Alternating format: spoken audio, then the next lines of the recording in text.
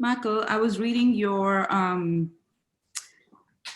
Happiness and the Art of Being, and on page 8, you say that the skill to be cultivated is the skill to remain calmly and peacefully without doing or thinking anything, but nevertheless retaining a perfectly clear consciousness of being. That is, consciousness of our own being or essential amness. Now, I think I understand what that means, but I think what would be really helpful is to kind of actually put this into practice. And I'm not sure if we could do like a little guided meditation or some kind of a guidance to actually put this into practice and what that would be like. Thank you. Okay. Bhagavan has explained the practice in various ways, but however he's explained it, these are all clues, and we can actually learn the practice only by attempting to put those clues into practice. When we start, our attempts will be imperfect, obviously, but the more we try, the clearer the way will become. Regarding guided meditation, I know nowadays the guided meditation is quite a popular idea, but particularly in Bhagavan's path, I don't think that's very appropriate. There's something that is recorded in 2 places. In Maharshi's Gospel, sorry, not Maharshi's Gospel, in Mahayoga, which is a book that was written in Bhagavan's lifetime by a devotee called Lakshman Sharma, but he wrote under the name Hu. In the final chapter, in chapter 12, he has recorded some questions and answers with Bhagavan. One of the questions is how to make the quest, who am I? And Bhagavan's answer was, the way is subjective, not objective, so it cannot and need not be shown by another. Is it necessary to show anyone the way inside his own house? If the seeker keeps his mind still, that will be enough. I think the same conversation, the same dialogue has also been recorded in talks, in section 486 of talks. There's a person called Mr. Ganapatram who is asking Bhagavan, how shall I find out who am I? And obviously he's not getting what the practice is, but he's asking, he asked Bhagavan, may I know the way? Bhagavan says, do as you've now been told and see. I do not understand what I should do, he says. And Bhagavan replies, if it is anything objective, the way can be shown objectively. This is subjective. And the devotee says, but I do not understand. Bhagavan says, what? Do you not understand that you are? And the devotee says, please tell me the way. And then he says, is it necessary to show the way in the interior of your own home? That is within you. And then he says, what do you advise me to do? Bhagavan replies, why should you do anything and what should you do? Only keep quiet. Why not do so now? Each one must do according to his own state. I don't know how accurately this has been recorded, but the general idea is that we, I mean, this is just one dialogue, but Bhagavan often emphasized this is a part of vichara. Vichara means investigation.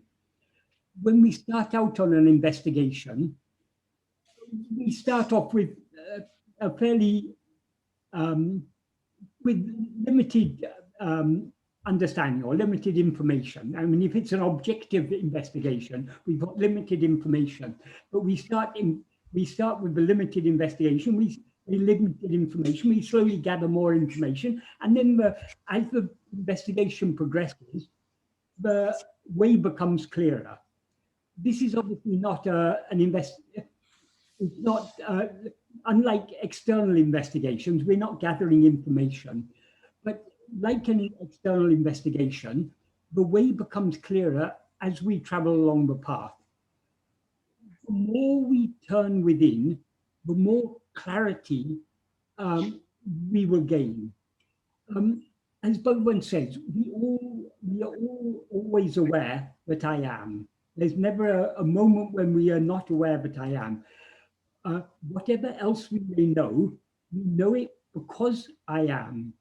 And so that, and it's always, I am aware of this. So we cannot be aware of anything without being aware of ourselves. So our one fundamental experience, our one fundamental awareness is the awareness I am. However, because we tend to overlook this fundamental self-awareness because we are more interested in other things. And because we have been more interested in other things for countless dreams or lives or whatever we say, whatever we want to call it,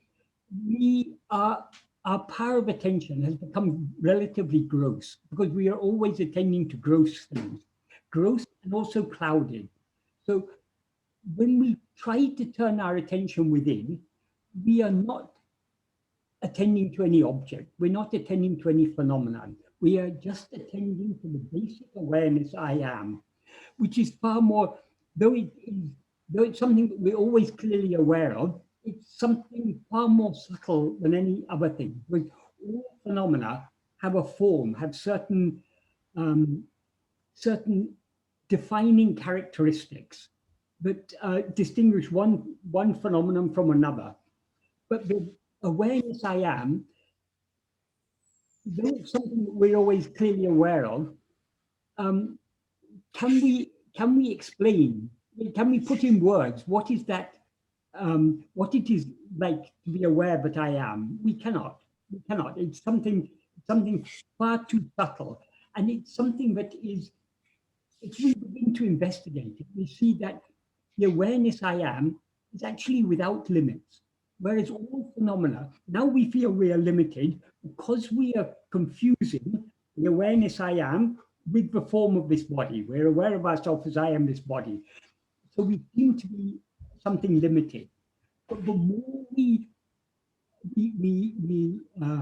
turn our attention back towards this I, and this basic awareness I am, this basic awareness of our own existence, the more we come to understand it is something that is not limited in any way. It is, as Bhagavan often used to say, it is the screen on which the whole picture of this world is projected. When we go to a cinema, we are watching a film. Whatever scenes we see on the film, they're all appearing on a screen. Our basic awareness of our own existence, I am, is the screen on which everything that we experience is projected. Because if we go to a cinema, we're hardly aware of the screen because we don't go to the cinema to sit and look at the screen. We go because we're interested in watching a movie. And because we're so interested in watching the movie, it's as if we're not aware of the screen. But actually, we're aware of the screen. I mean, we're seeing the screen the whole time. Likewise, we're always aware that I am, but we overlook it because we're so much more interested in the phenomena, in the things that appear and disappear. So slowly, we have to withdraw our attention from other things and turn it back within towards I. This is, according to Bhagavan, there is nothing easier than this, but it seems difficult. The reason it seems difficult is because of our interest in other things, because we're more interested in being aware of other things than we are in just being aware of ourselves. Whenever we try to turn our attention back within, it tends to pop out again and again. So if it was something, as Bhagavan says, if it was something objective, guidance could be given, but this is something entirely subjective. It's something that we're all aware of, but it's not something that can be pointed out as this or that. Just that awareness I am. So we can find our way within only by persistently trying. The more we turn our attention back towards I, even if it's only for brief moments here and there, slowly, slowly, we gain a clarity of self-awareness. That is, we begin to, though we are still experiencing ourselves as I in this body, we begin to perceive a distinction between the basic awareness I am and all the phenomena, including the body and mind that now seem to be ourself. So it's not really something that that can be helped by a guided meditation. We've got to find our way, as Bhagavan said, we've got to find our way into our own home. That means we've got to turn our attention back towards ourselves, and we've got to familiarize ourselves with that, with what is always familiar to us, but which we are overlooking, which is that fundamental awareness I am, a fundamental awareness of our own existence. And as I say, Bhagavan, sometimes he referred to this as meditation, because it is a type of meditation. But the terms he generally used to describe this practice, the Sanskrit term is vichara, and the Tamil term is natum, both of which mean investigation. So, and there are various other terms in Tamil that Bhagavan used, which also mean investigation. So Bhagavan emphasized that this is an investigation. It's something that we've got to, no one can investigate ourselves for us. We have to investigate ourselves. So we've got to slowly, slowly cultivate this practice of this interest in attending to ourselves. And the more we do so, the clearer the way will become. Whatever else we know, it is, we know phenomena because they're illumined by the mind, light of the mind. That is, the mind's awareness is what enables, is what illumines all things, in the sense that we're able to know things through the awareness that we call mind. But as Bhagavan often said, this mind is not the original light of awareness, it's a reflected light. The original light of awareness is that fundamental awareness I am. So when we are turning our attention back towards ourselves, we are turning our attention back towards the original light. So that original light will clarify our mind, so to speak. So the more we turn within, the more clarity of self-awareness we will gain. And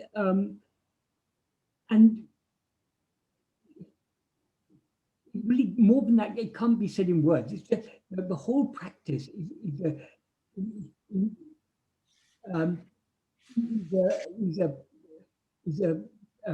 practice of gaining an increasing clarity of self-awareness. That clarity of self-awareness is what Bhagavan sometimes described as spurana. Spurana means a Sanskrit word, but it has various meanings, but in this context, it means clarity. So what he called the aham spurana is nothing but the clarity of self-awareness that we gain to the extent to which we turn our attention within. If we tried to do, say, a guided meditation, someone saying some words, our attention is then divided. We're trying to turn our attention within, but those words are outside. So since our aim is to attend to ourself alone, to the extent that we turn our attention back towards ourself, to that extent do we cease to be aware of other things. That is what Bhagavan referred to, for example, in verse 16 of Upadesha in which he describes the practice very nicely. Well, he describes both the practice and the goal in one verse. He says, he begins by saying, Veli vishayam gale vittu. That means leaving external phenomena. That means leaving everything other than ourselves. Manam tan oli uru odale. Mind knowing its own form of light. Its own form of light is a metaphorical way of saying its own light of awareness. That is the true awareness. So that is what we are trying to do. We're trying to turn our attention back within to face ourselves, the original light of awareness, And to the extent that we turn our attention within, we are thereby leaving external things. So someone telling us from outside what to do, I think it's really not helpful. I think that's why Bhagavan said, you need to be shown the way inside your own home. We have to find the way inside our own heart. Nobody can take us by the hand and lead us within. We have to go within ourselves.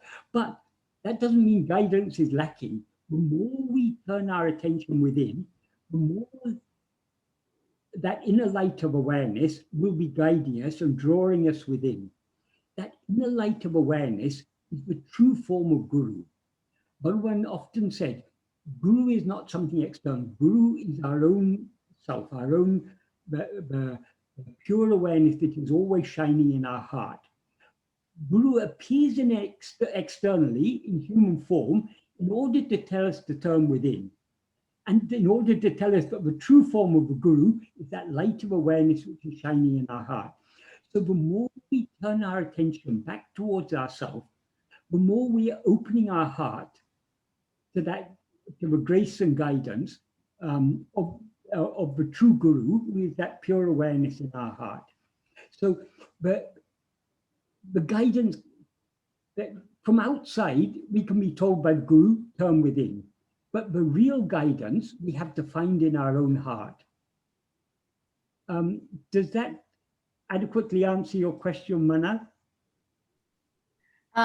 It does. It does. I just want to kind of say, like, okay, so when we start this process of self-investigation, we start with investigating the first person, you know, like, who am I? Yeah. And that is kind of like the reflected consciousness, which is what you're talking about, like our own mind, our own, you know, we just become aware of what our internal landscape is really, just our own.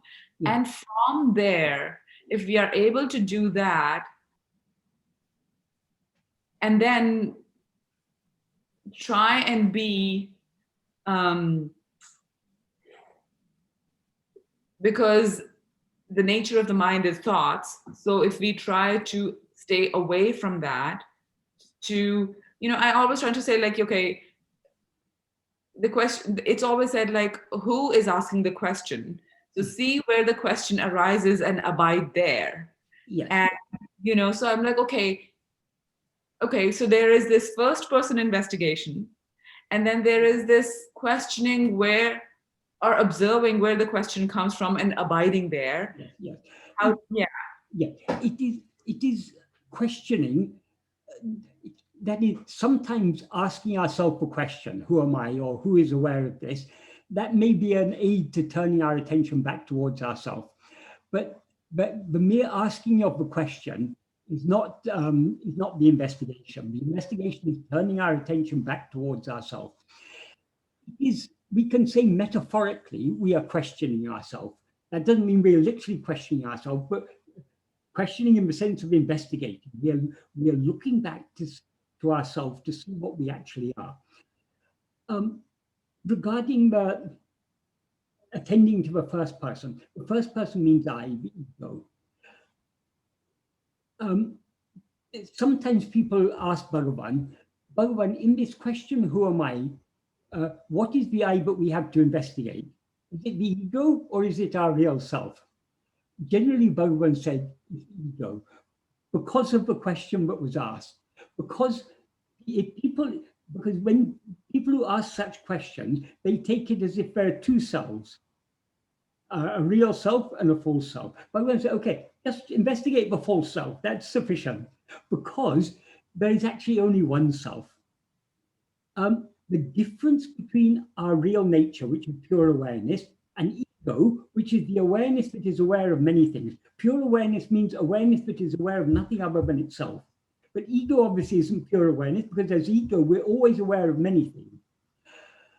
The difference between these are not two different selves or two different awarenesses. They're one and the same thing. In substance, they are one. The difference lies only in appearance. This can be very easily explained with the analogy of a snake and a rope. There are not two things there, a snake and a rope. There's only one thing. What that one thing actually is is a rope, but it seems to be a snake. Likewise, the one thing that actually exists is only pure awareness, which is what we actually are. But now it seems to be ego, the awareness that is aware of other things. So it's not that we first investigate ego and then we go on to investigate our real self. If you mistake a rope to be a snake, the only way to get rid of that snake is to look at it very carefully. If you look at it very carefully enough, what do you see? You see it's just a rope. And as soon as you see it's a rope, you recognize it was never actually a snake. There never was any snake there. Likewise with the mind or ego. When we look at it ourselves keenly enough, we will eventually see that we are just pure awareness and that we therefore never been ego or mind. But until we look at ourselves keenly enough, we still seem to be this ego. So in effect, self-investigation means we're investigating this ego. But by investigating the ego, we are thereby investigating what we actually are, which is pure awareness, because they're not two separate things.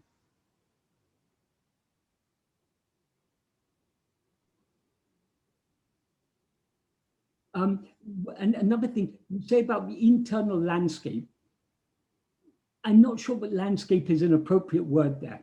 When Bhagavan talks about internal and external in this context, what he means by external is everything other than ourselves. So even the body, the mind, the thoughts, the feelings, the desires, the likes, the dislikes, everything, all phenomena are other than ourselves. So everything, all phenomena are external. What is internal is only ourselves. So if we talk about an internal landscape, it's a featureless landscape. It's a landscape which is nothing but that featureless awareness of our own existence. All phenomena have features, but the base, why we cannot put into words what it is to be aware that I am, because it's a featureless. We all know but we are self-aware, but we're all aware that we know I am, but it's not something we can describe in words because it's featureless. Now it seems to have features because we seem to be because we're identifying ourselves with this body and mind. The more we turn our attention within, the more we recognize the featureless nature of our fundamental awareness. And so it's just a matter of practice. By perseverance in practice, we become more and more familiar with that. We get more and more clarity of self-awareness. More and more begin to sense the distinction between our fundamental awareness of our own existence and our awareness of all other things, including this body and mind. Thank you. I hope that's that answers that adequately. But this is what you've asked is the most important question, because this that is, Bhagavan's teachings are all centered around this practice. Because Bhagavan didn't just come to teach us a nice philosophy or anything. He came to show us the way to know what we actually are. And to know what we actually are, we need to investigate ourselves. So this is what Bhagavan's teachings are all about. The sole purpose, whatever Bhagavan taught us, the purpose of it is to turn our mind within, to investigate ourselves. I think the takeaway for me is that this is simpler. And to actually believe him when he says that there's nothing simpler, because we always are that. We are always this I am. It's just, I think I get what you're saying. Yeah, yes. A little bit there when you were talking. I don't know whether others could hear you. I couldn't hear you. All of us lost Mana's audio for about 60–70% of that question. Oh, sorry about that. I can repeat myself. You were beginning to say what your takeaway is, and then we lost you. Oh dear. Okay. To me, the takeaway is that the inquiry or is simpler, you know, or getting to this I am is actually simpler than we imagine it to be. Absolutely. It is simpler than the simplest. There's nothing so simple. Right. But it seems difficult or obscure to us because it's our mind that makes it seem difficult or makes it seem obscure or something. But actually, what is the one thing we're all clearly aware of? We're always aware at every moment of our life, not only in waking and dream, but even in sleep, we're always clearly aware, I am. But because we are so familiar with that, we overlook it and take interest in other things. So we've now got to wean our mind off its interest in other things. Right. Now that's helpful. Thank you, Michael. Okay, right, pleasure. You had a follow-up? Yeah, just a real quick question, Michael. Can you hear me okay? I know our internet's a little flaky right now, but you said pure awareness is awareness of self alone with no phenomena. Yes. Take it to be. And as we investigate and practice more, we become more and more in pure awareness, I'm assuming. So as we approach it, there's a mixture of a pure awareness and egoic awareness. So it might also to take it that phenomena starts to become a less pronounced in our experience of awareness. Is that what's going on? In a sense, yes. That is, when we are trying to turn our attention back towards ourselves, Sadhguru used to explain it in a very simple way. We are trying to turn our attention away from what is perceived, back to what is perceiving. So we are, so to speak, trying to turn 180 degrees. Because of our attachment to phenomena, we are not turning the full 180 degrees yet. We may start off turning 10 degrees, 20 degrees, 50 degrees, 90 degrees, 100 degrees, whatever it is. To the extent to which we turn, to that extent, do we become clearly aware of ourselves, and do the awareness of other things recede into the background. But supposing we turn 179 degrees, we still have a lingering awareness of phenomena.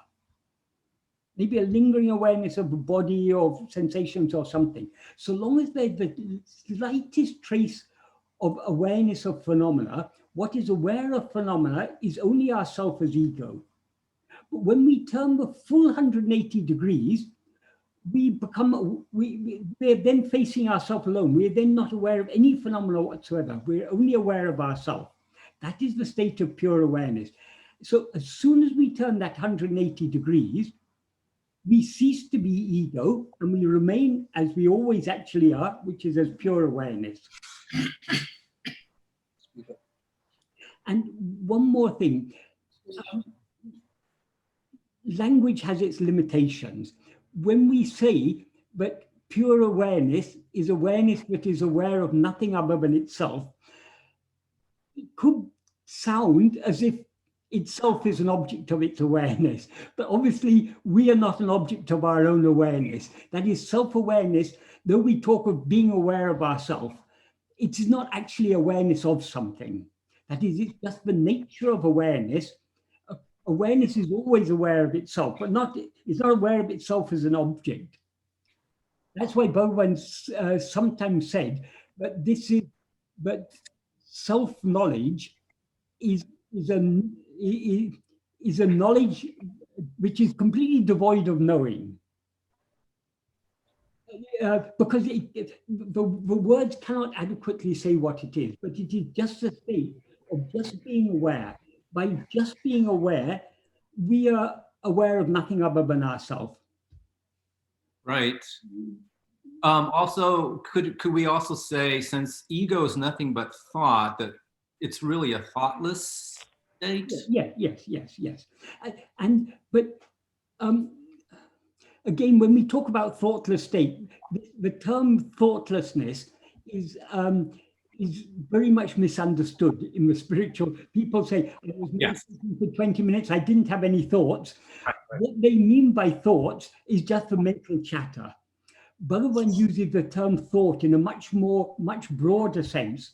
According to Bhagavan, all mental phenomena are thoughts. So even our perceptions are thoughts. That's why he said the whole world is nothing but thoughts, because the world consists of nothing but sight, sound, taste, smells, and tactile sensations. If you take away these, where is any world? That's what Bhagavan says in verse 6 of Uḷḷadu Nāṛpadu. The world is nothing but the 5 kinds of sense perception.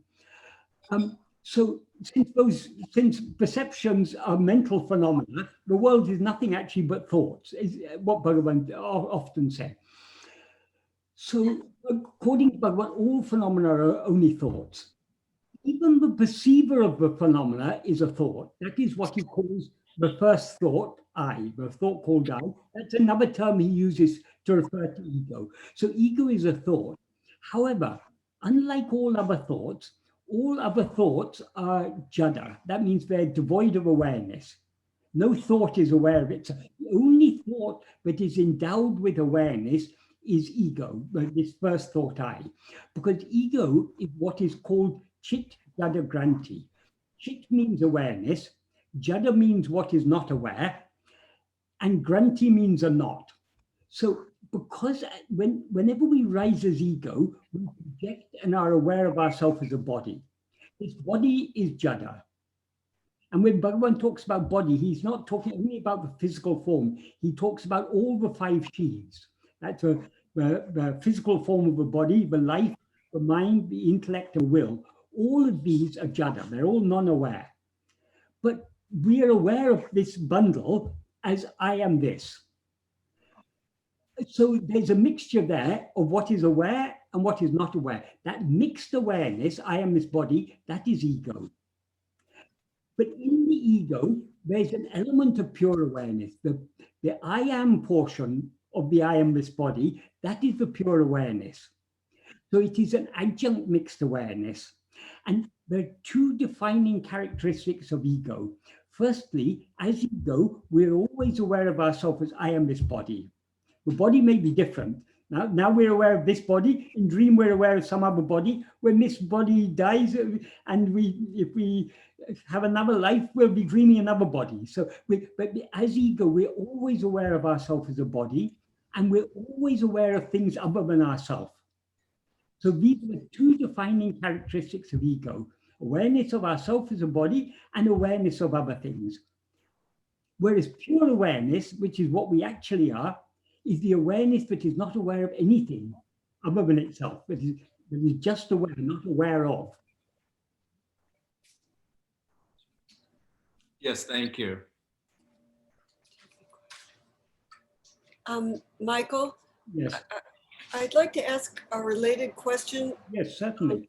I think I've been misinterpreting the term Sat Chit Ananda, being awareness bliss. Yes. I understand that, I think I understand that the word being refers to pure awareness. Yes. Then the term chit or Ananda awareness, I thought that I have been thinking that referred to a detached awareness of the phenomena of everything, the phenomena of the ego and being sort of a combination of both.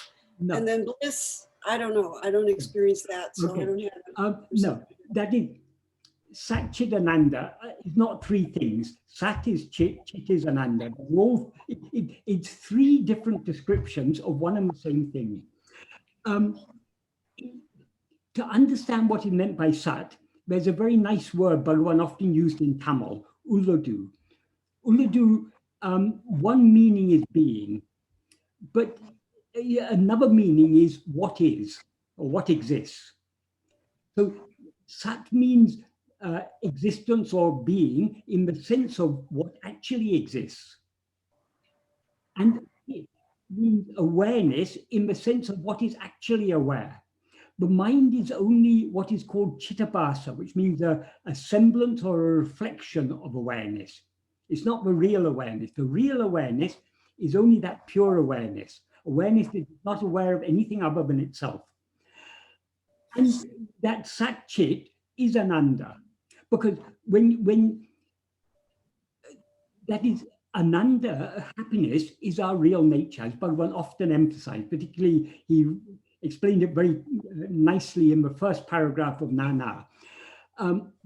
So happiness is our real nature. When we remove ego and all phenomena, that is, when ego is removed, phenomena are thereby removed, what remains is Satchidananda. That is what we experience in sleep. In sleep, we're perfectly happy. Nobody has ever complained, oh, I'm miserable in sleep. We're all happy in sleep. However, when we rise as ego, though we remember I was asleep, so we're aware of our existence in sleep, and the fact that we're aware of our existence in sleep means we were aware then, but what exactly the experience of that pure awareness, that Satchidananda, that we experienced in sleep, we now cannot recall, because even now we are Satchidananda, but now we have Satchidananda, that basic awareness I am. Now we are aware of ourselves, not just as I am, but as I am this person, I am this body.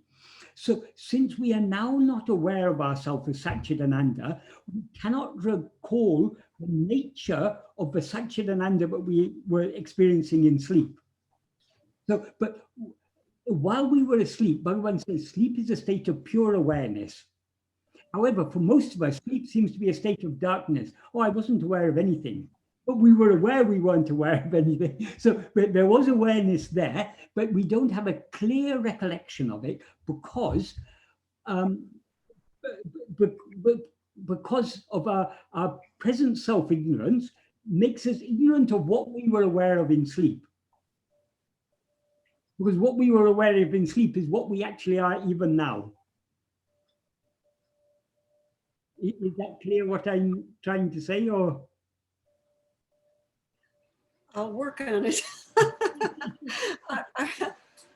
The thing about Bhagavan's teaching is actually very, very simple, but they're also very, very deep and subtle.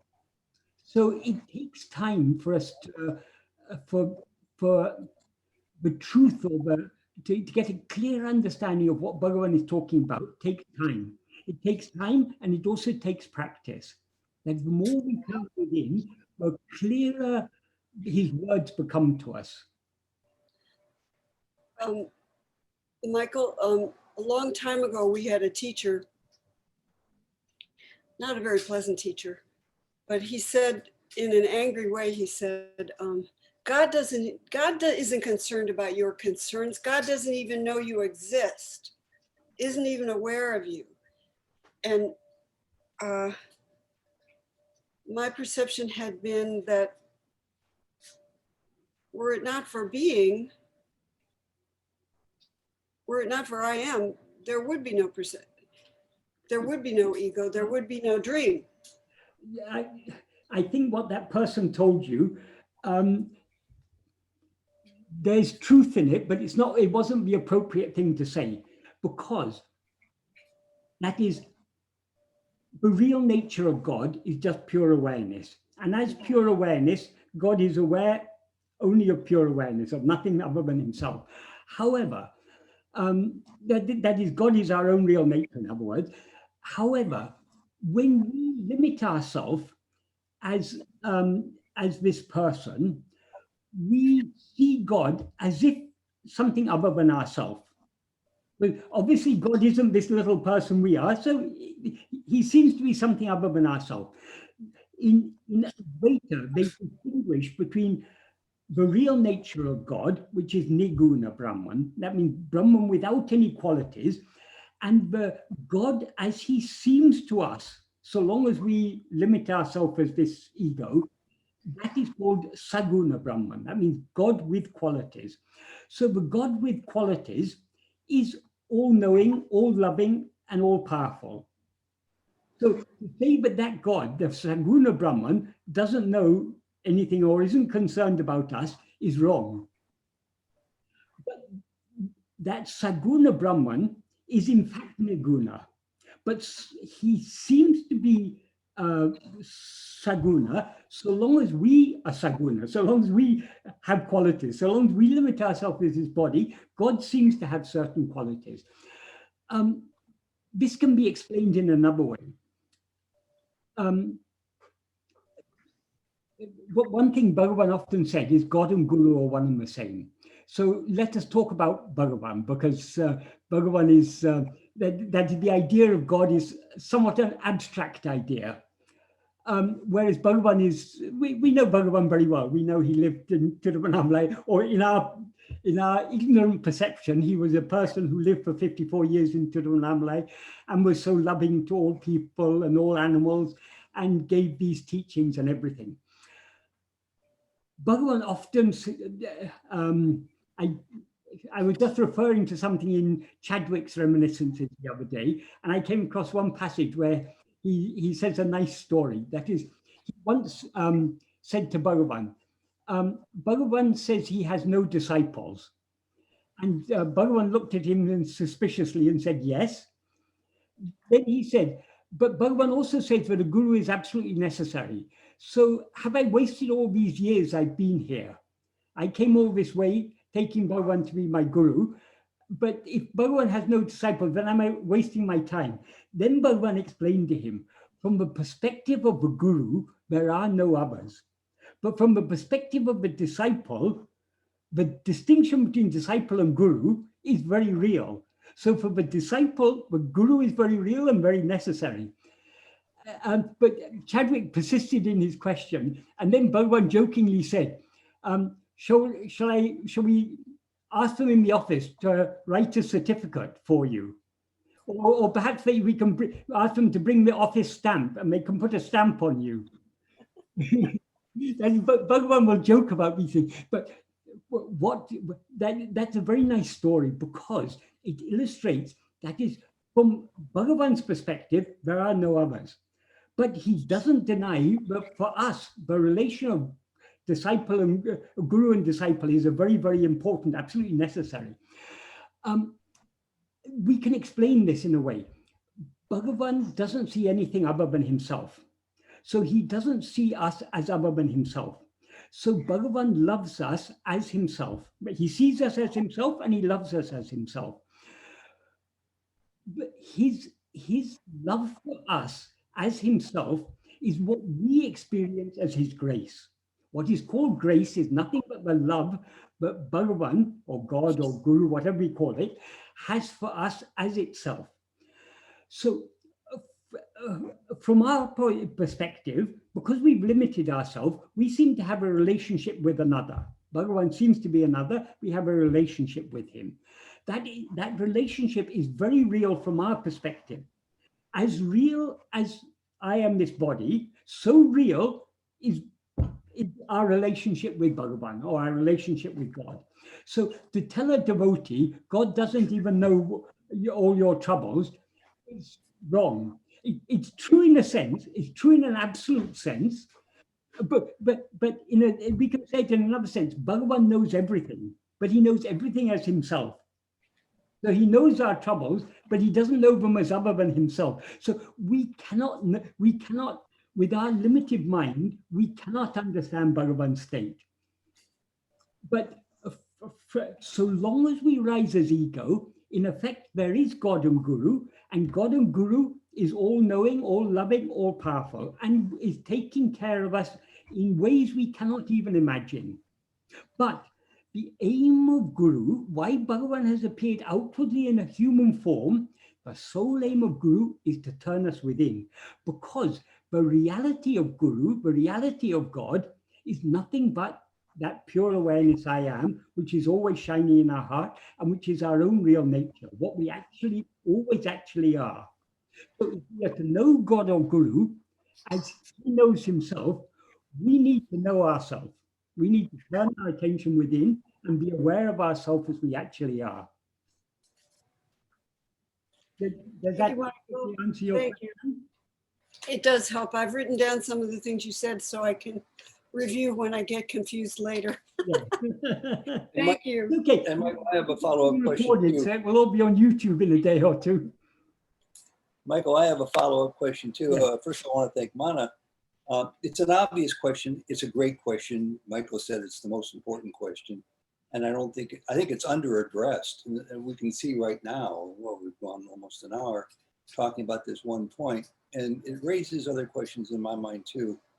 And just to talk about the challenges that people face who are not self-awakened or self-realized, I think here we're talking about something very subtle, the difference between turning inward, self-enquiry, sitting with the true self, and not confusing that with the mind-body self, as you pointed out before. That confusion often becomes present as we start to see things that are phenomenal rather than resting with the true self. There's a phrase used in America, I'm not sure if it's as popular in the UK, fake it till you make it. It's one of my favorite phrases. I always felt like I was inadequately promoted to a job I wasn't equipped to handle. Well, the ultimate job is realizing who you are. And I try faking it till I make it. And I relate more so than more people to the metaphor of the snake and the rope. In other words, here I am out at 2 o'clock in the morning walking through the garden, and I see a snake and I stop in my tracks. I don't see a rope. I'm too far away. I'm too much in fear it's going to strike. There's not enough light to tell the difference. And so I respect it as the snake I know it to be, but it's not, it's a rope. Yes. And somebody comes along on an early morning walk and they tell me, oh no, that's just a rope. Just walk over to it. It's a rope. I just passed it. Well, I accept it on faith. I accept it intellectually. And that's what I do when people who are awakened talking about, like Ramana's primary message in life, go within. Ted, go within. You know, talk to the I am. Talk to the essence of who you only are and really are. Yeah. So I'm asking you if, in addition to the main way Ramana seems to suggest, and you related it here today, to go inward and slowly try to focus on the I am. That's exactly what I try to do, and that's exactly where faking it till it makes you make it comes into play. Is there any other way, in addition to that, that complements that as a way to help speed up the realization that you are a realized being? Right. I think the only complementary way we can say is self-surrender. But self-surrender and self-investigation, in the final analysis, in the culmination, they are one and the same practice. Because to the extent that we turn within, we are thereby letting go of everything else. And to the extent that we let go of other things, we as ego are subsiding. So we cannot surrender ourselves without investigating ourselves. And we cannot investigate ourselves without surrendering ourselves. So they're two sides of the same coin. But it's a slightly different perspective on the same practice. So the surrender perspective is a very, very great aid in this path.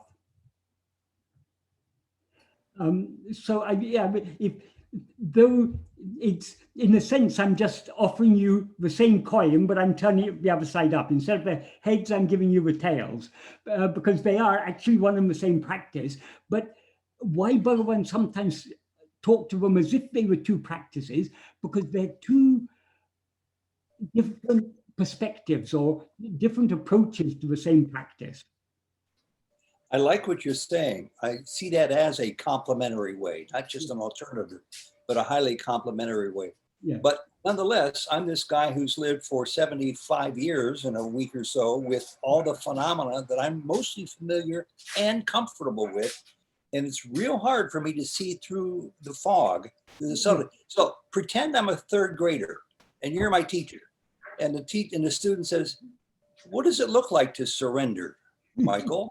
What would you say? Surrender to To surrender to what? To surrender to what? Is even better. More very important than what we surrender to is what we are surrendering. We are surrendering ourselves. When we surrender ourselves, we are surrendering, because we are still talking in the language of duality, we say we're surrendering to God or we're surrendering to Guru. But that God or Guru to whom we are surrendering is nothing but our own self. But as I say, what's important is what we are surrendering more than what we are surrendering to.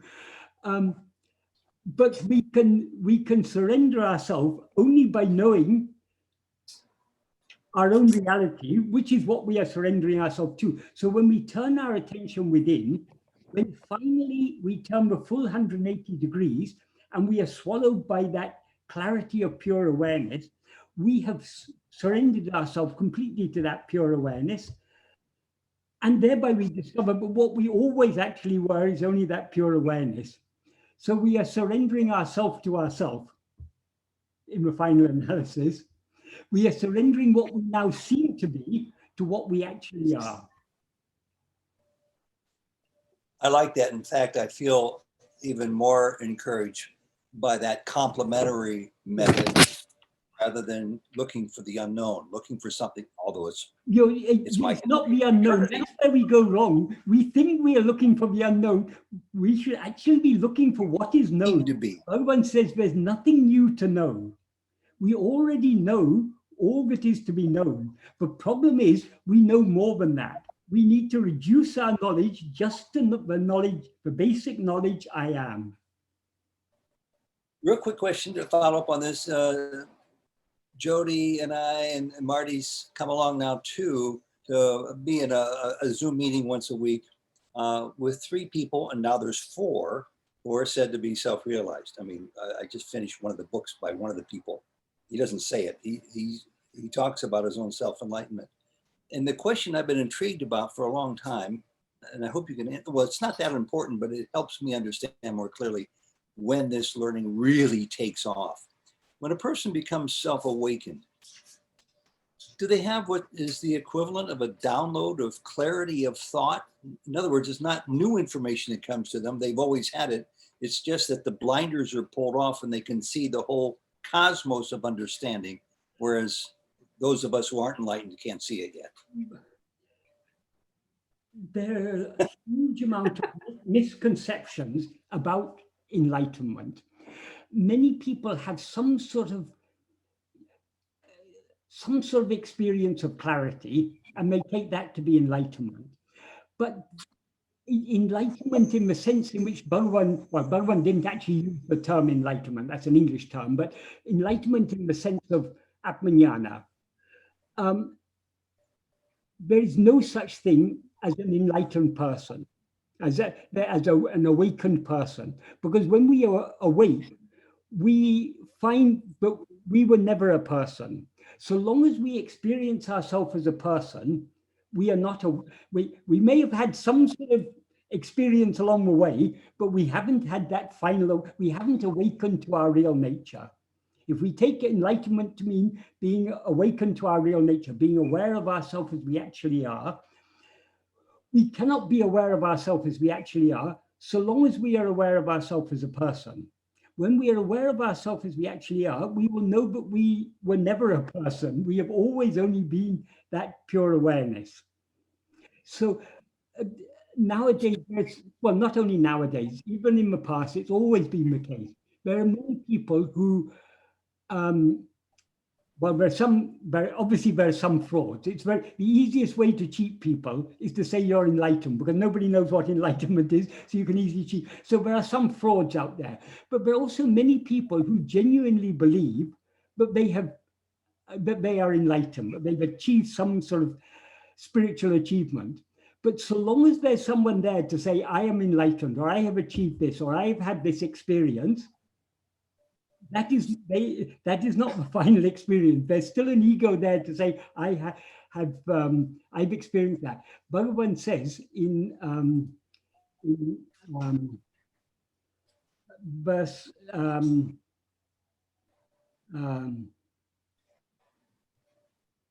verse 33 of Uḷḷadu Nāṛpadu.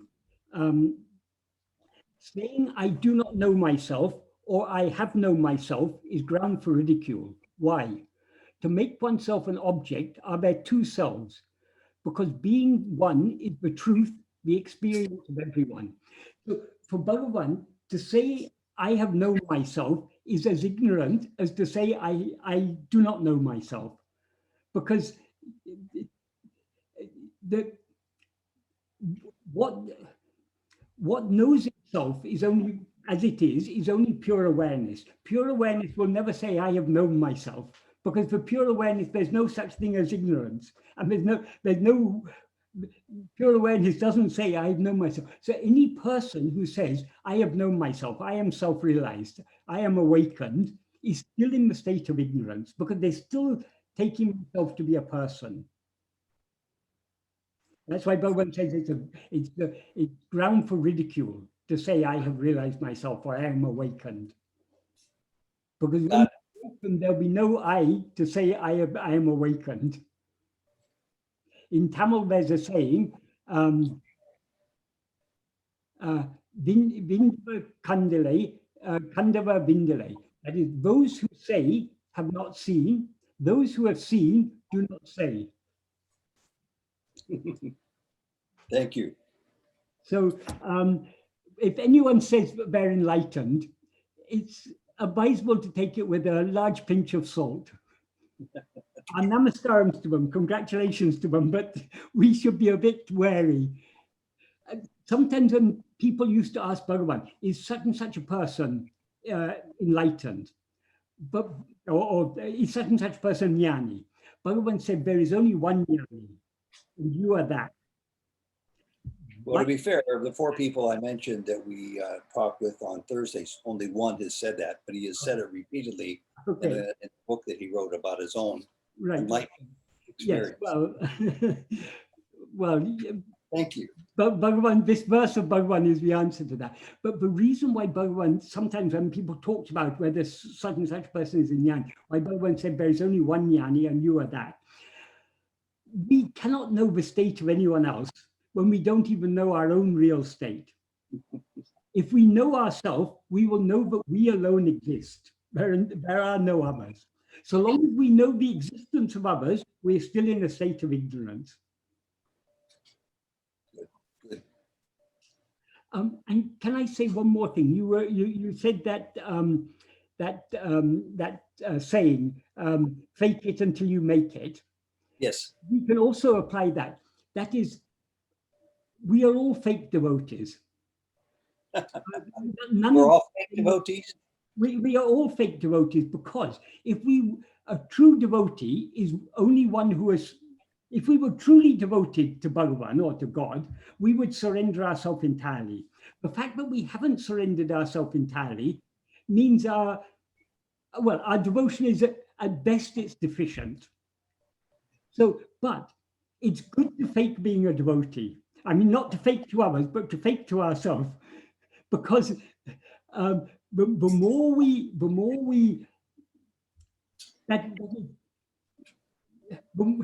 by faking our devotion, our mind is dwelling on Bhagavan, and the more our mind dwells on Bhagavan and his teachings, the more we will truly become devotees. So I think that saying we can apply to our status as a devotee. Let's at least fake to ourselves that we are devoted to Bhagavan until eventually we actually become a true devotee by surrendering ourselves completely. Appreciate that.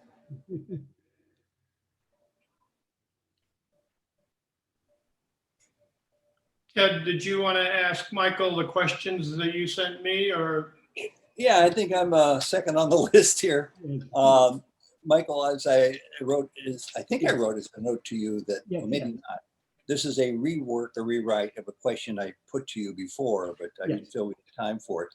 And now that we've just gone through all this, I feel it's a very silly question, even more so than I thought it might have been before, but I'll give it a try here. No, it's still, okay, so here it is. The silly questions can sometimes bring out useful points. Well, we'll see. While walking on the path towards self-inquiry, some can occasionally find themselves straddling both sides of the line. One foot goes here, the next foot goes there.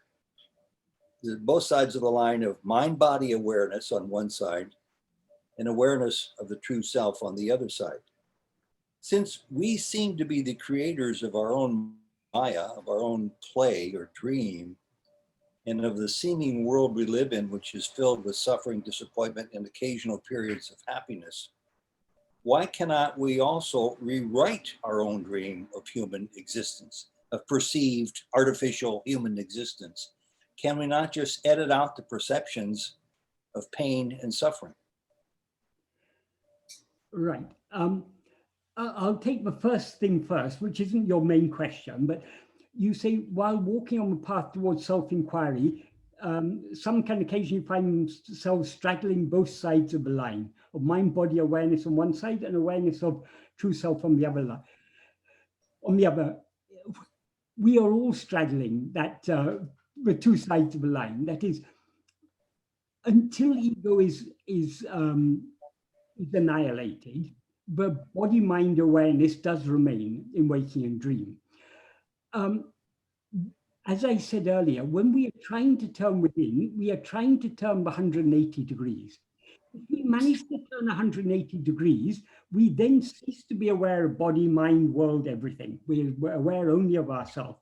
But during the course of practice, we are somewhere between degrees and 180 degrees. So we are trying to turn our attention within. We may be turning 10 degrees, 50 degrees, 100 degrees, 120 degrees, even up to 179 degrees, but we still haven't turned 180 degrees. So we still have, during the practice of self-investigation, we don't have a perfectly clear awareness of ourselves, but we still got some lingering awareness of other phenomena. The only thing we can do is to persevere in the practice. The more we persevere in the practice, by trying to turn our attention within, we are refining, so to speak, our power of attention. So we're able to focus it more and more keenly on ourselves. So there is some wiggle room there. Hmm? There is some wiggle room there, it sounds like, that we can actually move towards that direction. Well, we have to. I mean, if there wasn't wiggle room, we'd be stuck here. We are trying to wiggle our way there. We're trying to wean our mind off its taste, its interest in things other than itself, and to cultivate this interest, this liking, just to be aware of ourselves. So, yeah, it is a wiggling. So this is the nature of the practice. So we are all, so long as we are, until we attain the goal, until the ego is completely annihilated, we are straddled. We are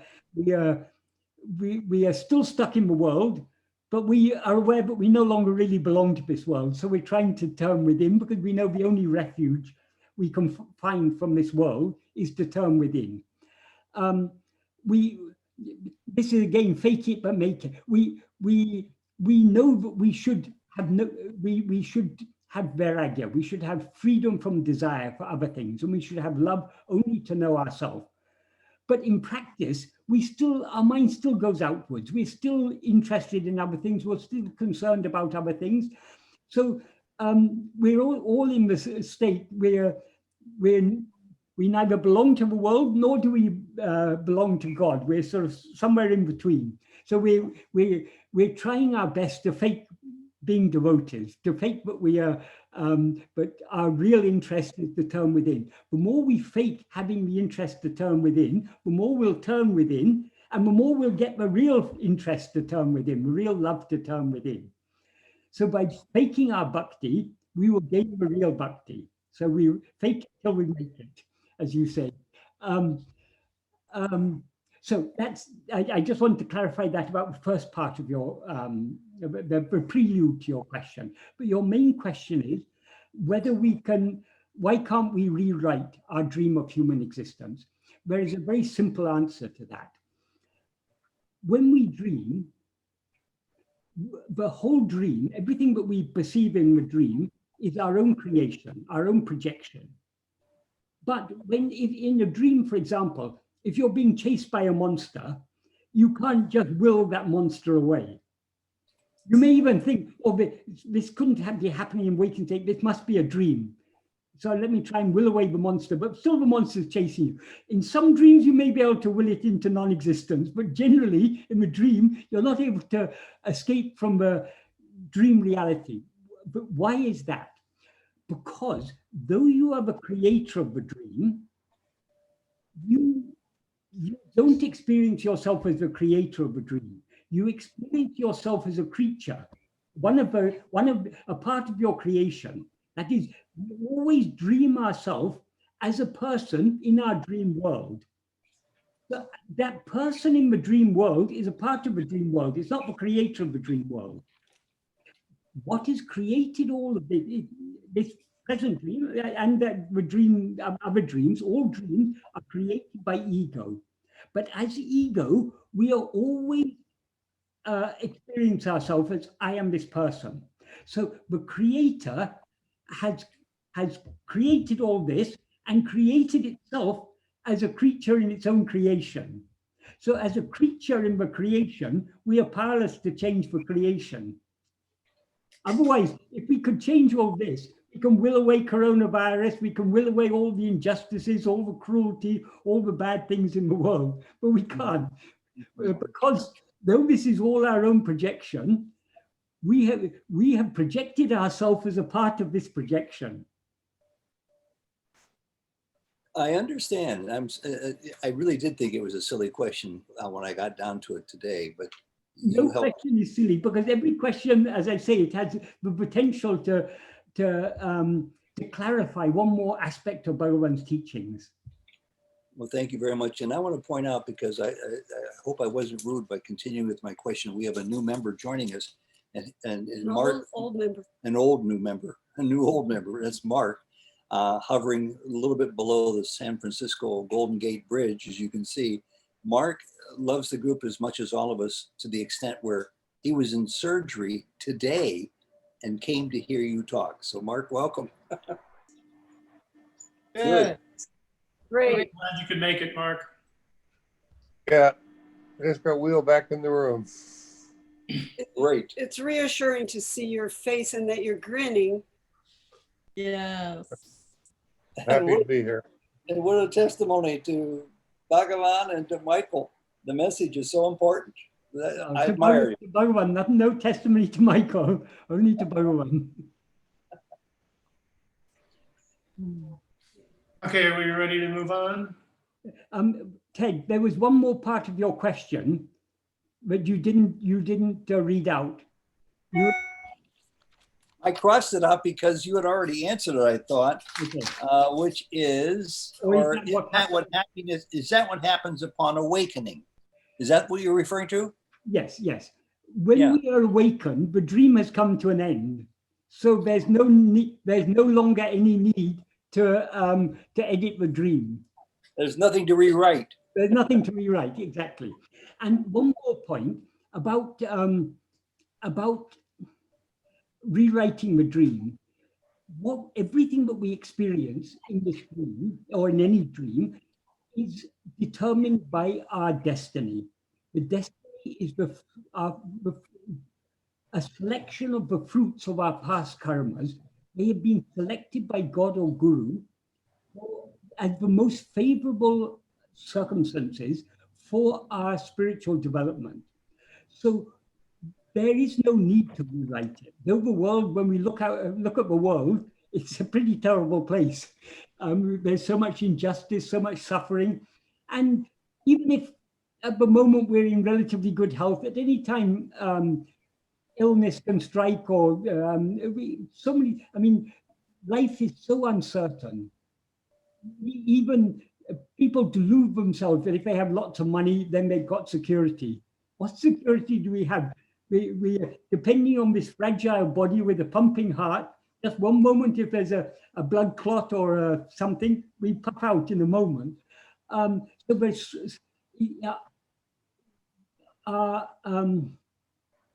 life, the embodied existence, is such an imperfect state.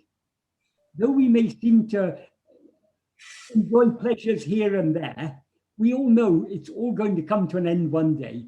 So nothing is permanent, nothing is real. So this life is not meant to be perfect. We are given, in everyone's life, we all experience pain and suffering in various ways, bereavement and disappointment in so many ways. But whatever we experience, whether it's seemingly pleasant or seemingly unpleasant, it's all for our own spiritual benefit. So we need to, rather than thinking of rewriting this bad dream, we need to think in terms of accepting it. That is part of the path of surrender. Being willing to accept whatever happens as the sweet will of the Lord. Talking about my destiny and your destiny and our previous lives surprises me somewhat, Michael, because I'm working on giving up all of that as part of Maya, part of the illusion. Yeah, our aim is, I mean, karma is not real, but so long as we rise as ego, we seem to be the doer of actions and we seem to experience the fruits of those actions. As Bhagavan says in verse 38 of Uḷḷadu Nāṛpadu, if we are a doer of actions, we will experience the resulting fruit. But if we investigate who is the doer of action, all the three karmas will come to an end. Wait a second, I'll just get the verse, verse 38. If we are the doer of action, we will experience the resulting fruit. When one knows oneself by investigating who is the doer of action, doership will depart and all the three actions will slip off. All the three actions, all the three karmas means the prarabdha, which is destiny. Well, start at the beginning. Agamya, which is the action we do by our own will, which bears fruit. The sanchita, which is the store of actions we've done in the past, of the fruit of actions we've done in the past, which we are yet to experience, and prarabdha, which is the actions that we are to experience now, that we're experiencing in our present lifetime. So he said, doership will depart. When one knows oneself by investigating who is the doer of action, doership will depart, and all the three actions will, three karmas will slip off. This is the state of liberation, which is eternal. So karma is not the absolute truth, but it is in effect true so long as we rise as ego. Because when we rise as ego, we identify ourselves with the body and mind. Because we identify ourselves with this body and mind, all the actions of mind, speech, and body are experienced by us as I am thinking this, I am saying this, I am doing this. So that doership is so long as there is ego. And so long as we do actions with doership, we do actions driven by our will, and those actions bear fruit, which we later have to experience in the form of our destiny. So what we experience in this lifetime is the fruits of actions that we've done in previous lifetimes. But it's a carefully selected, it's a careful selection of the fruits of our past action. It's been selected by Bhagavan, by God or Guru, for our own spiritual benefit. So whatever happens in our life is happening for our good, and we need to accept it as the sweet will of God. In one verse in Arunachala Patikam, Bhagavan says, your will is my will. That itself is my happiness. So I appreciate that. I'm still surprised. That acceptance is required. That acceptance is a key part of the path of surrender. Acceptance as in surrender.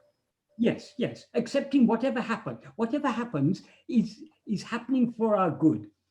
So we need to accept it, not complain about it. Oh, this bad thing has happened to me. We need to joyfully accept whatever is happening, knowing that it's happening according to Bhagavan's will for our good. And by being willing to accept things, that is a way to give up our likes and dislikes.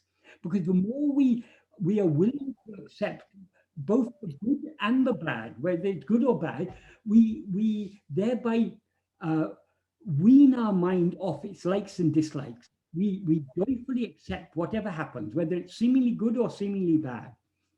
So this is the stage of the path of surrender. Surrender begins with surrendering our will to the will of God.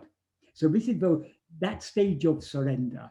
But we can surrender our will to God only to a certain extent. So long as we remain as an ego, we still have a will of our own. So we haven't surrendered our will completely. In order to surrender our will completely, we need to surrender ourselves completely. When we surrender ourselves completely, our will is thereby also surrendered to God. So surrender begins with surrendering our will to God. That means lessening the strength of our likes, dislikes, desires, attachments, and so on. Being ready to accept whatever may happen. And that prepares the right state of mind to be willing to turn within and let go of everything external. Thank you.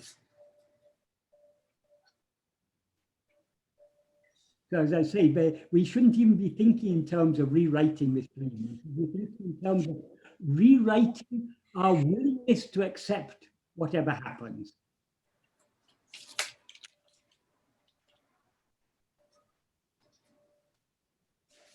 Okay, Michael, most of these questions I have, I think you have already answered, but there's 4 of them here. So if you don't mind, I'll just read all 4 and then you can pick whatever you want to talk about. Let's do one by one. Let's do one by one. Okay. All right. The first one is attending to one's own consciousness. Is this something that is done or practiced, or is it just being still? It seems like any thought, action, behavior, striving, or desire is counterproductive. We talk about it as if it's a doing. That is, we're doing self-investigation, but it's not actually a doing. It's a practice, but not a practice of doing something, but a practice of being. You say, is it just being still? Yes, it is, but with a caveat. The state of just being or being still is the state in which we don't rise as ego. So long as we rise as ego, we're engaged in action. There are 2 types of states in which ego doesn't rise: manolaya and manonasa. Manolaya means it is a temporary dissolution of mind and ego. Manonasa means permanent. Manonasa means destruction of mind or ego. That means permanent. Sleep is a state of manolaya. So in sleep, we are just being still. But that is not a spiritual practice because it's we subside in sleep due to tiredness. So it's not the mind isn't doing anything there. But in the spiritual practice has to be done in the waking and dream states. We need not worry so much about other dreams. It's our present state. In our present state, we need to investigate ourselves. Turning our attention within may seem to be an action, but it's not actually an action. It is a cessation of action, because when our attention goes outwards, the outward going movement of our attention is where all action starts, because we're projecting the world and we're getting involved in it with actions of mind, speech, and body. Those are all actions.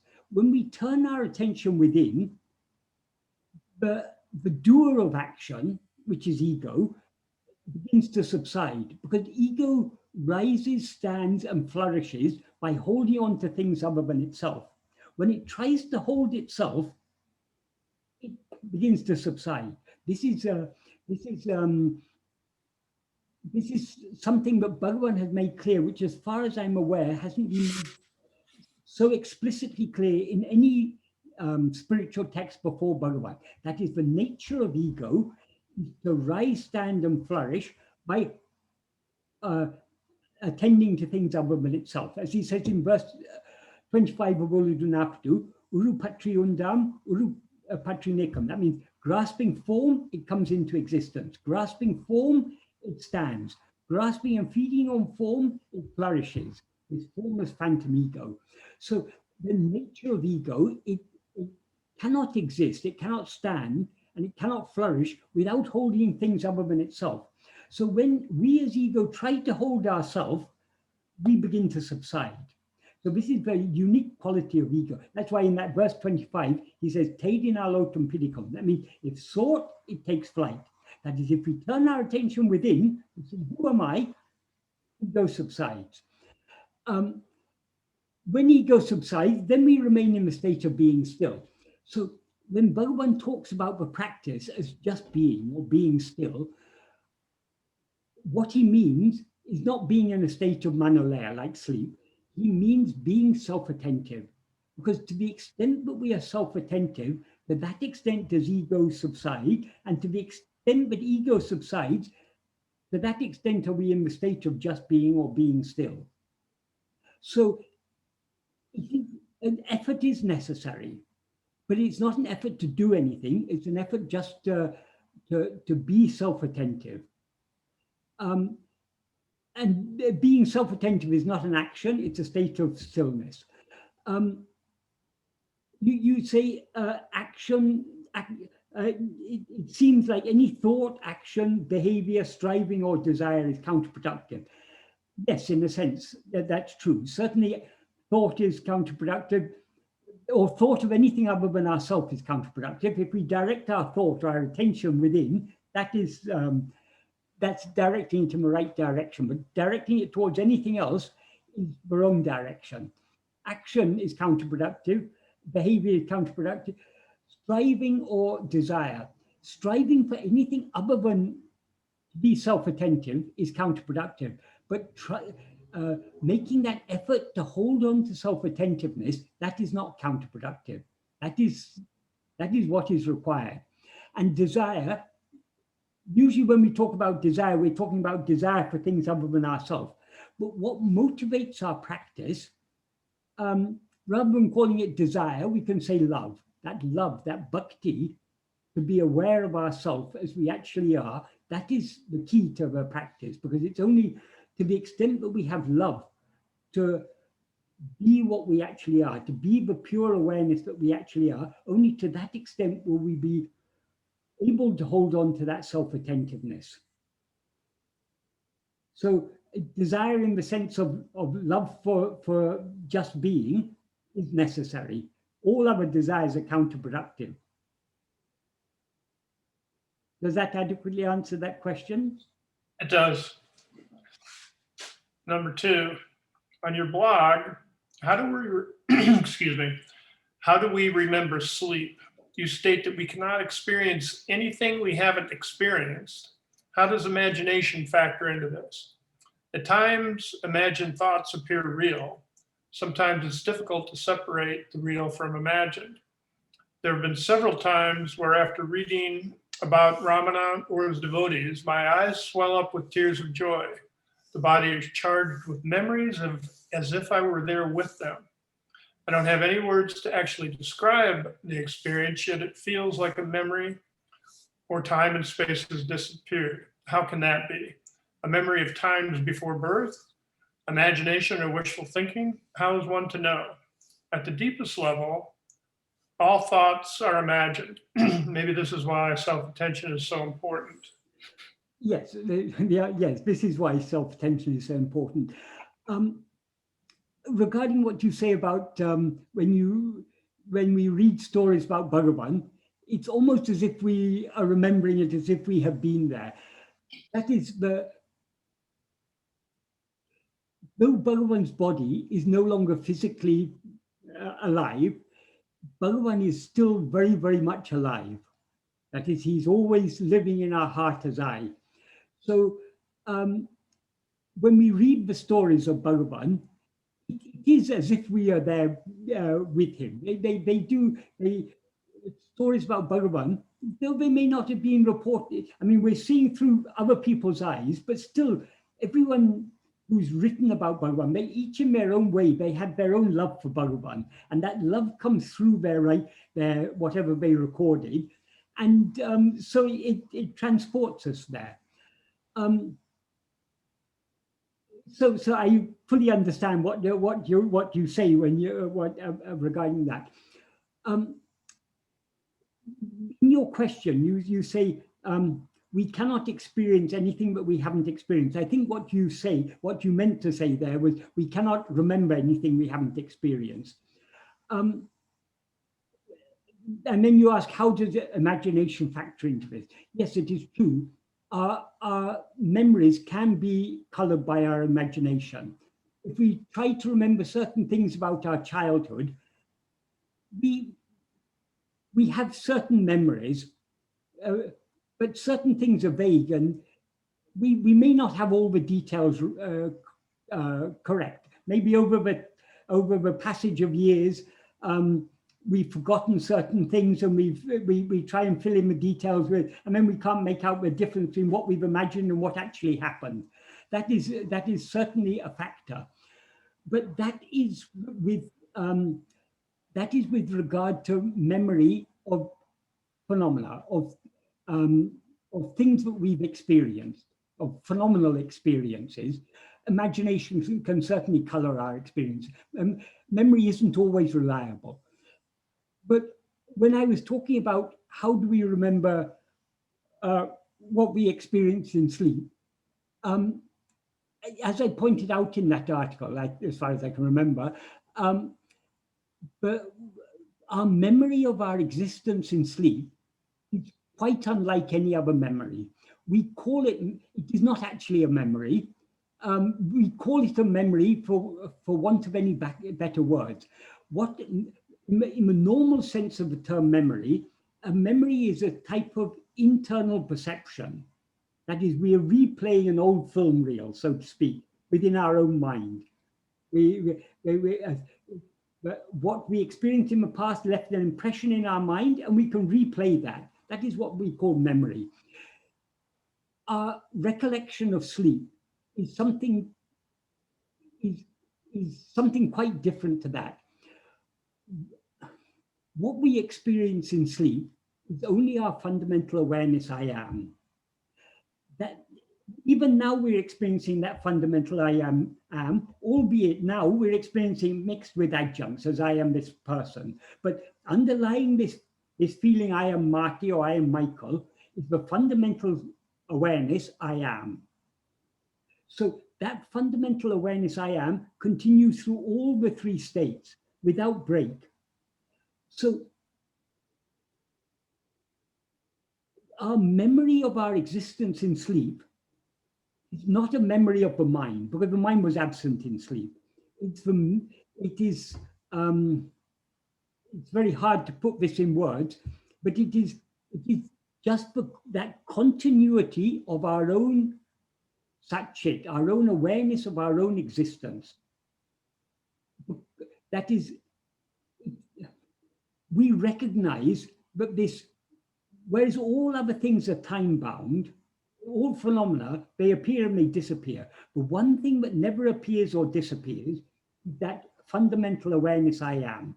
As Bhagavan says, it's like the screen on which the picture of all phenomena appear. So all dreams appear on the screen. The screen remains there whether dreams are appearing or not.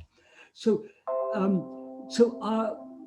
our recollection of our existence in sleep is not a recollection of something in the past. It's a recollection. It is what is even now is present.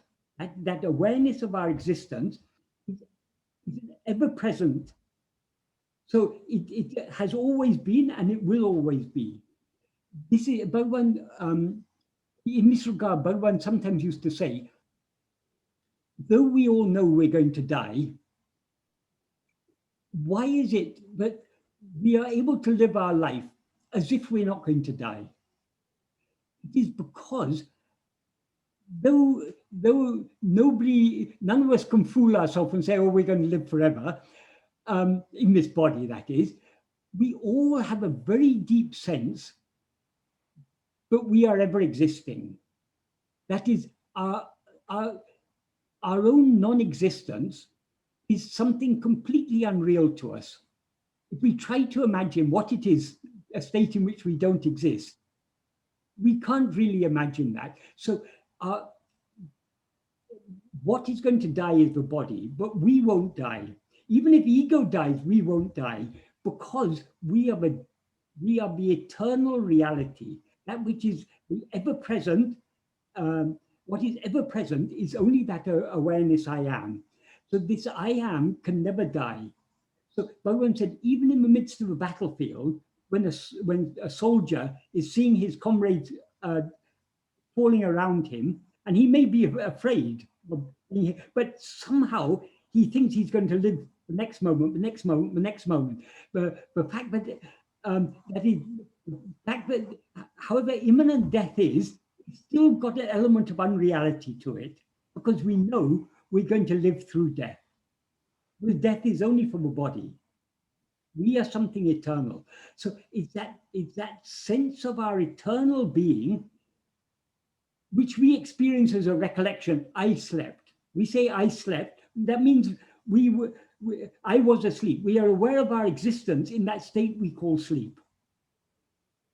We recollect it, but not as a memory, not a memory like our memories of what we did yesterday or what we did when we were children, but it's a memory of a completely different order. It's not a mental memory, it's a being memory. I don't know if I've expressed that adequately. I mean, it's very difficult to put these words. I read something, I don't know if it was in your blog or in one of Sadhu Om's writings about the memory. If I wasn't aware of sleep, if you're not aware of sleep, you wouldn't be aware of sleep, meaning you would be aware of being awake all the time. Yes, yeah. That's So something. having the memory of sleep implies that you were aware that you were sleeping. Yeah. I mean, that's something that I often, in my blog, and I think even in my book, in many places, I've explained that. That is, if sleep were a state completely devoid of awareness, we would not be aware of that state at all. So all we would be aware of is an unbroken stream of alternating states of waking and dream. But we are all aware there's a third state, a state in which there's no dream, in which we're not aware of any phenomena. So the fact that we're aware of that state means we were aware in that state. Our awareness continued through that state. Though we have no recollection of any, because we didn't experience any phenomena in that state, we were aware of our own existence. And that thinking deeply about this is very, very helpful in our practice of self-investigation, because the more we think about it, the one thing that is continuous throughout our life, throughout waking, dream, and sleep, is this fundamental awareness I am. So when we are practicing self-investigation, what we are trying to be aware of, when we are trying to attend to ourselves, we're trying to be aware of ourselves as we were in sleep, which was just a pure awareness, just mere awareness of our own being, just I am. This is where sometimes the spiritual path is described as a three-stage: Sravana, Manana, Nididhyasana. Sravana means hearing, literally, but it also means reading, studying Bhagavan's teaching, or discussing with friends. Manana means thinking, thinking deeply about it, to try and assimilate the ideas. And Nididhyasana means putting it into practice. But when the Manana goes deep, it merges into the Nididhyasana. So if we think very deeply about what it was we experienced in sleep, we can't avoid attending to ourselves, because that's all we experienced in sleep. So this is where the Manana leads us into the practice. So if we are doing the Manana, if we are thinking about Bhagavan's teachings deeply enough, we constantly leading us back to this practice of self-attentiveness. Because all Bhagavan's teachings are all about this I. So we can't be thinking about it without our attention going towards it. That's why Bhagavan's teachings are such a great aid to us in this practice. They're a constant support to us. They're constantly reminding us of what we should be doing and why we should be doing it. Though it's not a doing. It's just a state of being, but the being self-attentive. Okay, referring to Sadhu Om's Path of Sri Ramana, Part 1, Appendix 1, Bhagavan says, to stay out of the affairs of others. Then in the next sentence, he talks about giving to others. Isn't this a conflict? Then he talks behaving humbly and the benefits reaped from that. And what does he mean by humble? Okay, this is a very nice question. What he says, the last two sentences of the 19th paragraph, the second last paragraph, what Bhagavan says is, to the extent possible, it is not appropriate to intrude in others' affairs. The last three sentences, that's the third last sentence. Then he said, all that one gives to others, one is giving only to oneself. If one knew this truth, who indeed would remain without giving? This was originally, Nāṉ Ār was answers that Bhagavan gave to questions asked by Shiva Prakash Pillai. So when Bhagavan rewrote it as an essay, he connected certain things together, grouped certain ideas together into paragraphs. So these may not have been consecutive things, but just in the editing, he put all these ideas together in the 19th paragraph. One sentence before that, he says, it is not appropriate to let one's mind dwell excessively on worldly matters. That is, it's the nature of the mind to take interest in the world, in what's happening in the world, in worldly matters. But if we are following the spiritual path, we're trying to turn our mind within. So we're trying to wean our mind off its interest in and concern about worldly matters.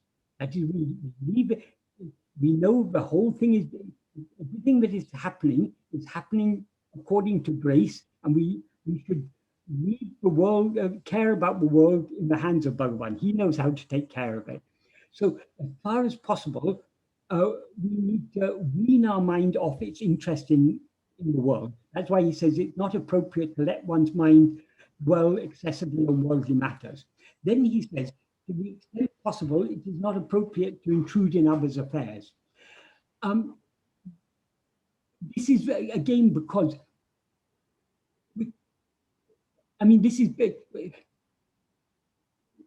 this in effect is saying we should mind our own business. We shouldn't be interfering in other people's affairs.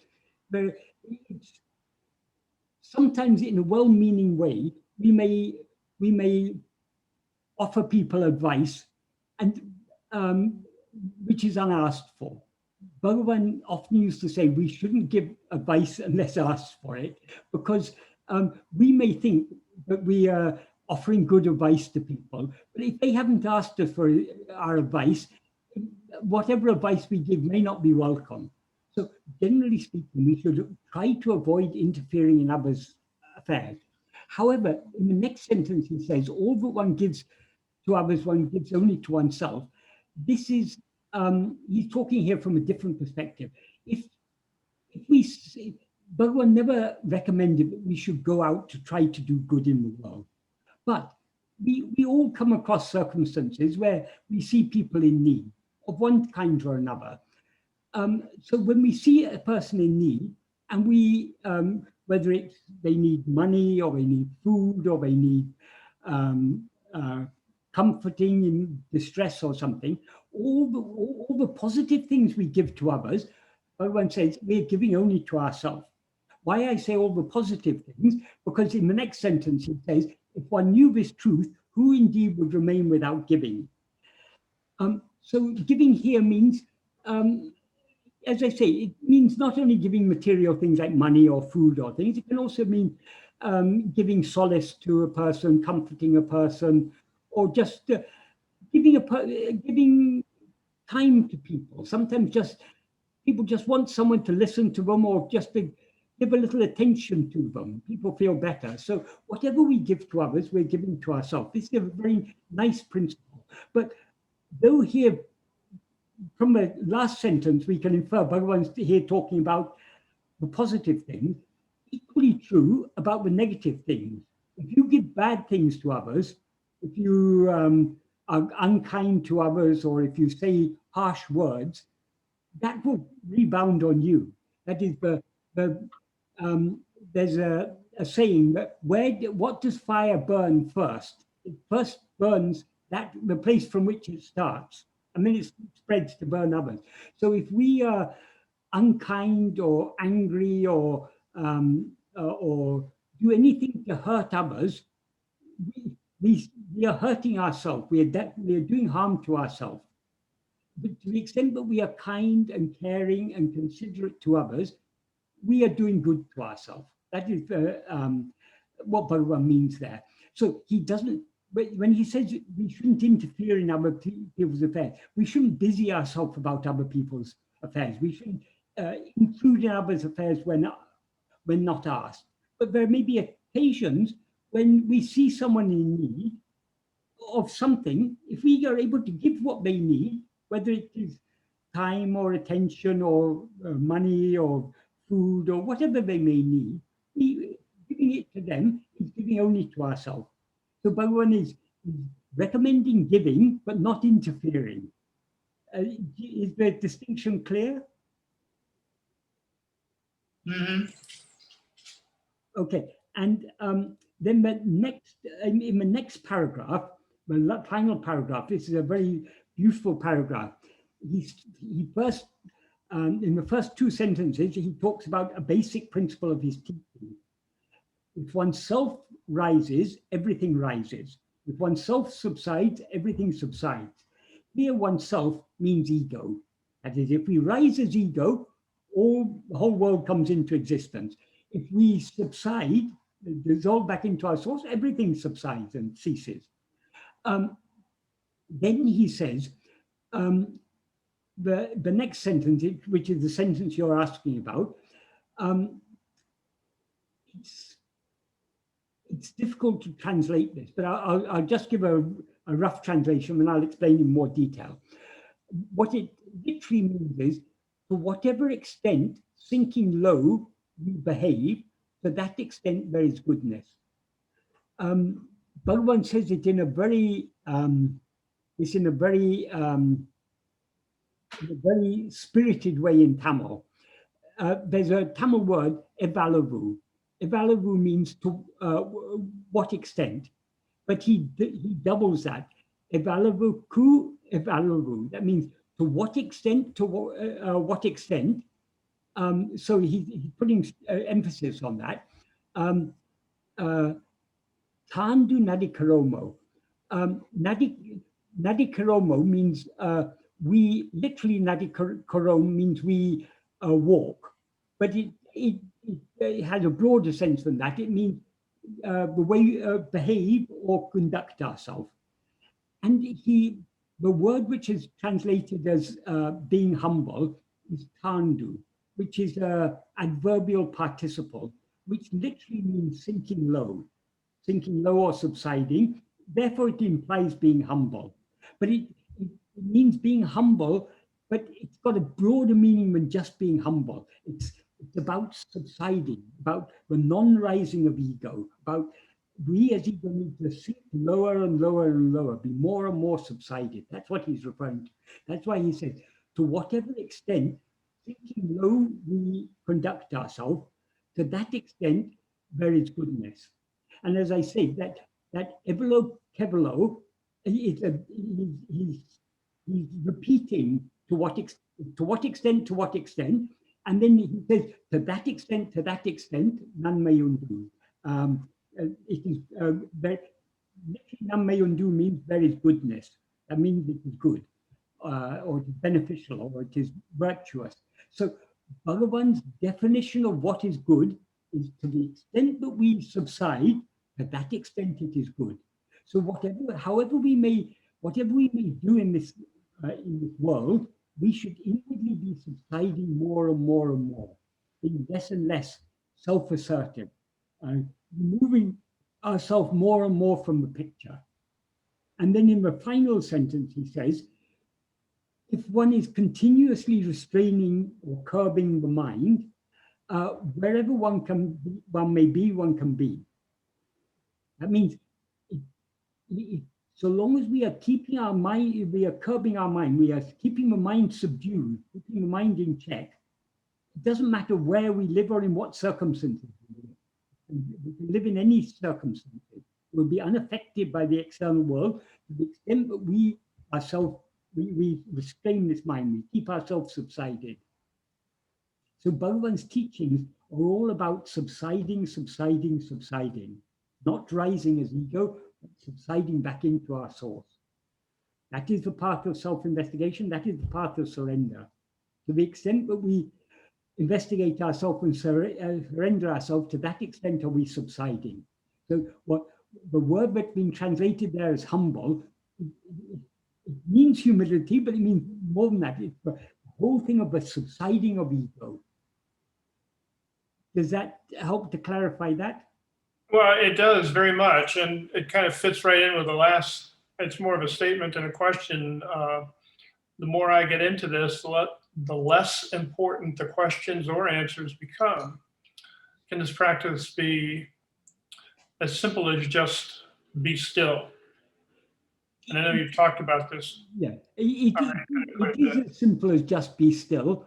But as I say, being still, the term Bhagavan used in Tamil for be still, but is often translated be still, is summa iru.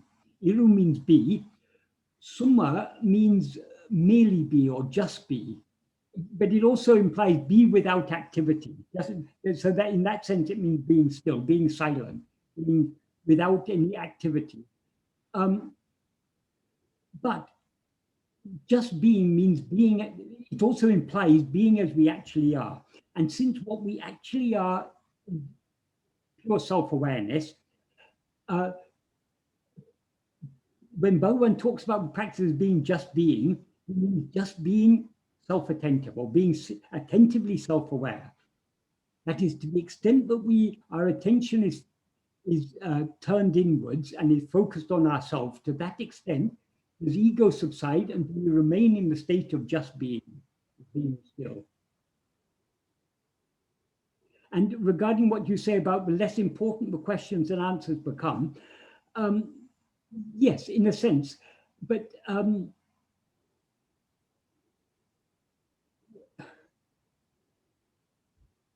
as I said, the practice is often described in traditional Advaita texts. They often talk about these three: Sravana, Manana, Nididhyasana. Sravana means hearing or reading or studying the teachings. Manana means thinking deeply about them.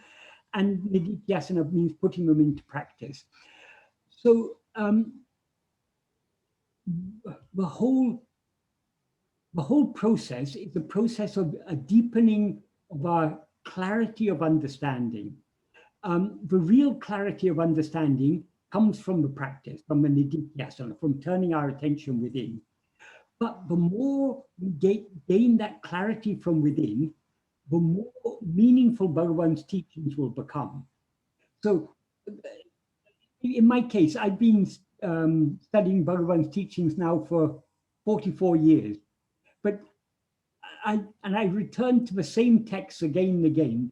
Who am I? Uḷḷadu Nāṛpadu, Upadeshundya, the 5 hymns to Arunachal. These few texts, I could happily go on and on and on studying them, because the more I put it into practice, the clearer the words become.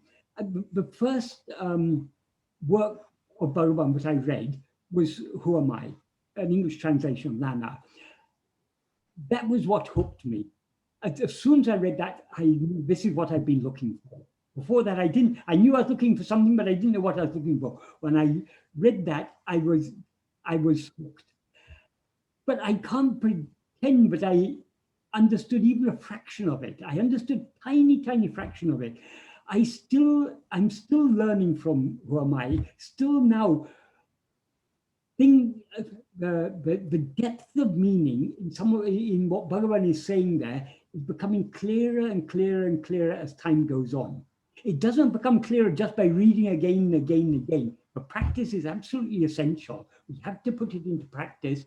So the questions and answers, well, in a sense, we have less and less questions as we go on, because we find the answers more and more within ourselves and within Bhagavan's words. So yes, I mean, I understand what you mean about the questions and answers becoming less and less important, but in a sense, the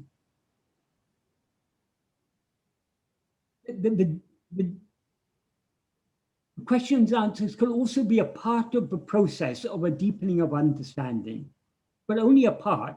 The key part is the practice. Does that adequately answer that? It certainly does, Michael. Thank you very much. Thank you very much for joining us today. This is just really special that you can be here and share your experience with us. It's just, I'm very appreciative for one, and hopefully I can speak for everybody here by saying, thank you very much. I'm very appreciative that you give me this opportunity, because I just love talking about Bhagavan's teachings, because I think we all feel that our practice is inadequate. In a sense, our practice is never adequate, because if we were doing enough practice, we would be merged completely in that. So long as our mind still has a liking to come outwards, let us keep it busy with Bhagavan's teachings, because by dwelling more and more on his teachings, we are being pushed more and more inside. He's pulling from within, and through his teachings, he's pushing from outside. So I don't know to what extent these talks are useful for other people, but I find it useful for myself, just talking. And the questions people ask are very useful to me, because it's good to think of Bhagavan's teachings from so many different angles, because it brings in more clarity and from different perspectives. Yeah. So I'm as grateful to you, if not more grateful to you than you are to me. But all gratitude is ultimately to Bhagavan, because he's the puppet master behind all of this. That's for sure. Thank you, Michael. It's wonderful. And it's reassuring to hear that after 44 years of being a loyal, faithful, loving student of Ramana's teachings, that you're still learning by going deeper. I'm still faking it. I want to thank you for this commitment that you make to us. It's wonderful. Well, as I say, my motives are very selfish. I don't think so. I love talking about this subject, so